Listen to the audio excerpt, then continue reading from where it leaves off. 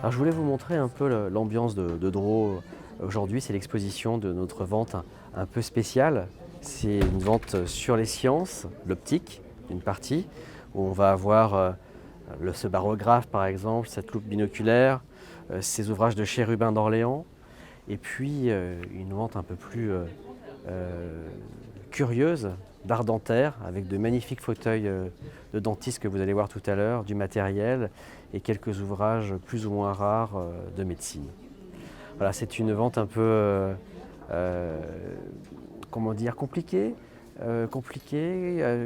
magique, parce qu'on a aussi des livres sur la magie. C'est une vente qui va, qui va intéresser beaucoup de curieux et j'aime bien cette ambiance.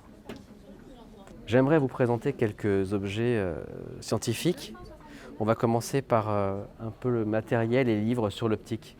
Donc on a les Chérubins d'Orléans, ces deux ouvrages, et puis cette loupe binoculaire anglaise de la fin du XVIIIe siècle. Le Chérubin d'Orléans, le titre exact, c'est la dioptrique oculaire ou la théorie et la mécanique de l'oculaire dans toutes ses espèces. C'est un ouvrage qui est très ancien puisqu'il est de 1671. Il date donc de l'époque de Louis XIV et en frontispice, je ne le montre pas ici, mais on voit Louis XIV qui est représenté. Donc c'est un ensemble de livres, ces deux ouvrages qui sont très importants sur l'optique. On a vu les ouvrages de Chérubin d'Orléans sur l'optique et on va passer maintenant à la loupe astronomique binoculaire qui a un rapport vraiment avec Chérubin d'Orléans parce que Dollond défend la théorie de Chérubin sur la vision double, ce qui est assez rare parce que généralement c'est juste avec un œil et on s'est rendu compte par la suite que c'était beaucoup plus précis de voir avec une seule loupe qu'avec deux. C'était beaucoup plus compliqué.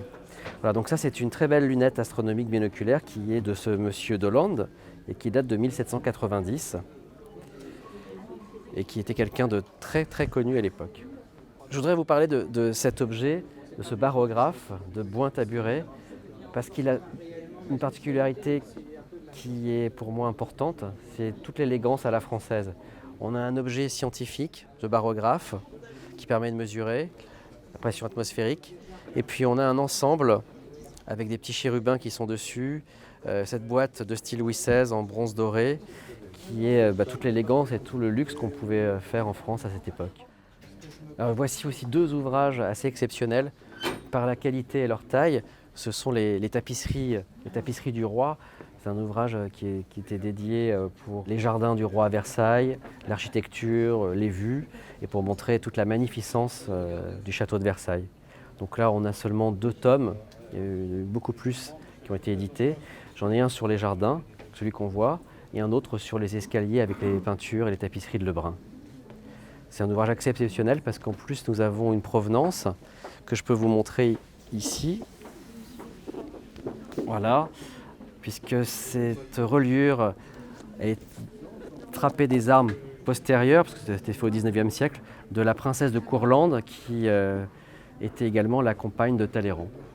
Voilà, là on part au Japon pour vous montrer 2 traités d'anatomie, dont ce traité de Mitani Koni qui est l'édition originale et qui est le premier traité d'anatomie japonais avec ses illustrations en couleur. On a l'impression presque d'être dans une série de mangas. Là, ce sont juste des intestins, le foie, le cœur, les poumons qui nous sont présentés ici, ou la rate.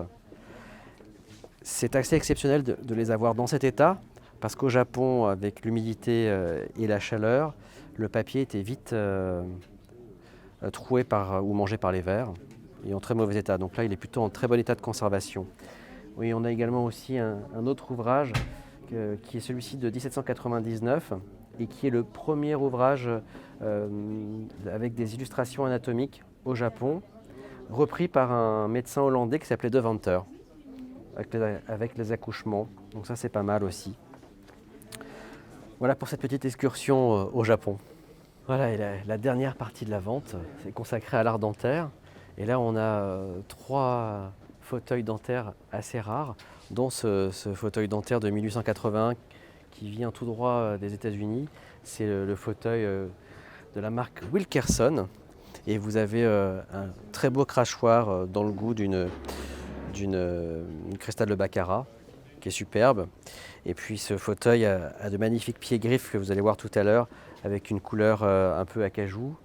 Et il a toutes les particularités de bascule avec les leviers pour pouvoir opérer le patient.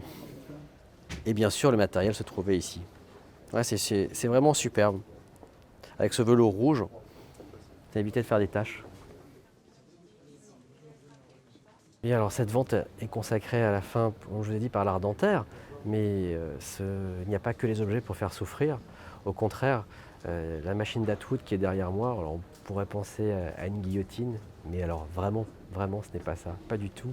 C'est la fameuse machine d'Atwood qui est une machine pour apprendre les mesures de gravitation et de chute des corps et des objets.